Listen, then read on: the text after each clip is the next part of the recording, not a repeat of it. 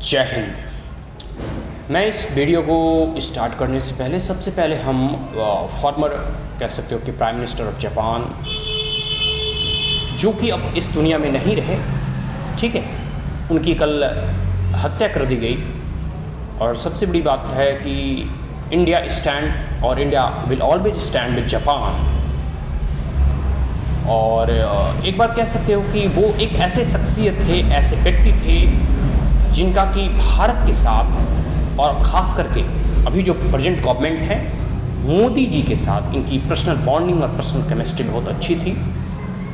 तो भारत और जापान के रिश्तों को इम्प्रूव करने के लिए फॉर्मर प्राइम मिनिस्टर जो शिंजो आबे थे, जिनकी कल हत्या कर दी गई थी, उन्होंने भारत को ऊपर उठाने के लिए, चाहे भारत को बुलेट ट्रेन देना हो, लोन प्रोवाइड कराना हो, या वर्ल्ड स्टेज पे भारत को कह सकते हो कि साथ लेकर चलना हो, इन तमाम चीज़ों को लेकर जो है वहाँ के प्राइम मिनिस्टर जो है शिंजो आबे और मोदी जी की एक बहुत बड़ी कह सकते हो कि अपनी पर्सनल केमिस्ट्री और पर्सनल बॉन्डिंग थी। लेकिन सबसे बड़ी बात है इस हत्या के पीछे मतलब एक प्रकार से किन्हीं लोगों का क्या मतलब, नाम तो स्पष्ट है कि इस हत्या के बाद जो है मोदी जी ने दुख व्यक्त किया, संवेदना व्यक्त की, अमेरिका के राष्ट्रपति ने अपनी संवेदना व्यक्त की, फॉर्मर राष्ट्रपति डोनाल्ड ट्रंप वगैरह, और जितने भी मतलब लोग थे इस इंसिडेंट को सुनकर सबसे पहले तो अचंभित हो गए। और फिर जब यह मतलब समाचार सुनने में आया कि अब उनकी मृत्यु हो गई, तो इसके बाद जो है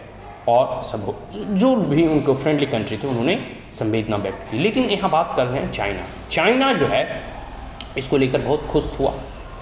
उसके जो सरकारी अखबार हैं उसमें भी जो खुशी जाहिर करी गई, एक प्रकार से कह सकते हो कि जापान के प्राइम मिनिस्टर के डेथ को जो है उन लोगों ने सेलिब्रेट किया। और कहीं ना कहीं हमें यह लग रहा है कि इसमें जो है चाइना का हाथ है, चाइना का एंगल है, या कोई षड्यंत्र है, ठीक है, एक कॉन्स्पेरेसी है जिसके तहत इनकी असैसिनेशन किया गया, ठीक है। और सबसे बड़ी बात है शिंजो आबे इस महीने में भी भारत के जो कह सकते हो या फिर पूरे के पूरे जितने भी क्वाड मेंबर हैं, ठीक है, जो भी राजनीति से परिचित हों या फिर जो भी राजनीति शास्त्र में या फिर कह सकते हो या डे टू डे इवेंट्स जो देश में घट रही है उनसे अगर भली बात परिचित हों तो उन्हें मालूम होगा कि जो क्वाड की जो ग्रुपिंग है, जिसमें यूनाइटेड स्टेट ऑफ अमेरिका हो गया, इंडिया हो गया, जापान हो गया और ऑस्ट्रेलिया हो गया, ये सब देश की जो ग्रुपिंग है इन्हें क्वाड के नाम से जाना जाता है। और सबसे प्रमुख है यह चाइना को काउंटर करने के लिए बनाया गया था। और इसकी सबसे पहली घोषणा जो है जापान के prime minister, former prime minister Shinzo Abe के द्वारा ही किया गया था। तो एक प्रकार से कह सकते हो ये एक जापान का ही इनिशिएटिव था। तो इसको लेकर भी चाइना बहुत चिढ़ा हुआ था।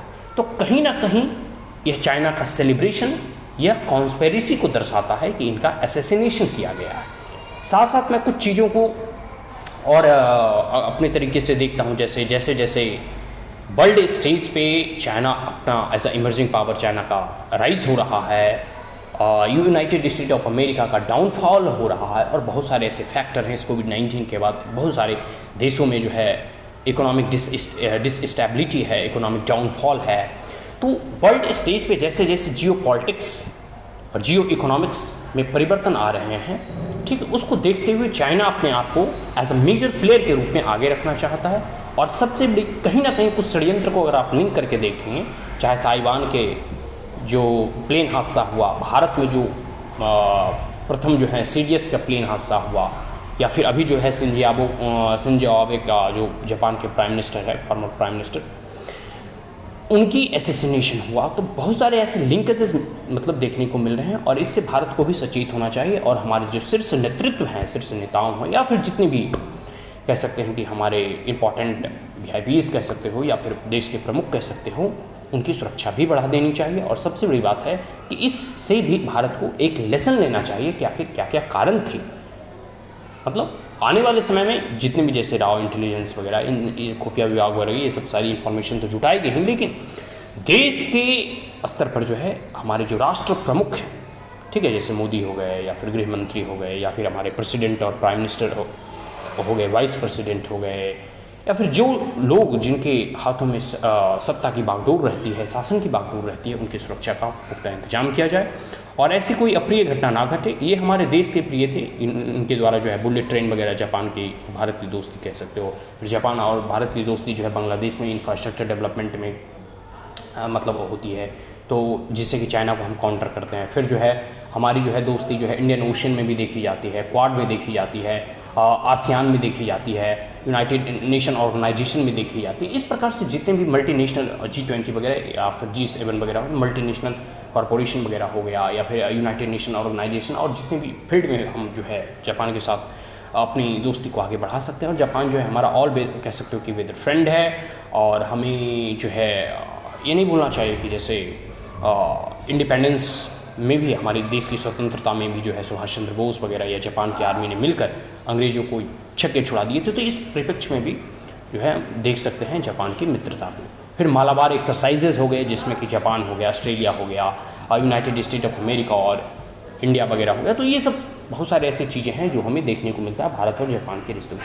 तो हम कह सकते हैं कि यह जो घटना घटी एक दुखद घटना है, इससे भारत को भी सचेत रहना चाहिए। और साथ साथ आने वाले समय में देखिए आखिर इस घटना का पीछे का कारण क्या था। लेकिन एक चीज़ तो स्पष्ट दिखाई देता है कि इसमें कहीं ना कहीं चाइना का इन्वॉल्वमेंट है, चाइना एंगल है, एक कॉन्स्पेरेसी है जो उन्हें असैसिनेट करने का प्रयास किया गया। क्योंकि शिंजो आबे हमेशा भारत की दोस्ती के साथ, भारत से दोस्ती करने के लिए हमेशा प्रखर रहते थे। और तो और वह अपना इकोनॉमिक डेवलपमेंट अपने देश और जो है अन्य देशों के लिए भी जो है एक प्रकार से कह सकते हो भारत का खास करके जो हमेशा सपोर्ट किया। क्वाड की उसकी इनिशिएटिव हो गई, मालाबार एक्सरसाइजेज हो गई। तो इस सब चीज़ को लेकर चाइना चिढ़ा हुआ था। तो शायद यह चाइना की कहीं कॉन्स्पेरेसी होगी, असैसिनेशन करने का प्रयास होगा। तो आने वाले समय में देखिए क्या मिलता है। लेकिन पूरे के पूरे भारत जो है भी जापान के साथ और जापान के लोगों के साथ, भारत और खास करके हम संवेदना प्रकट करते हैं, उनके साथ हमेशा खड़ा रहने का प्रयास करें। जय हिंद, जय माँ भारती, जय जापान।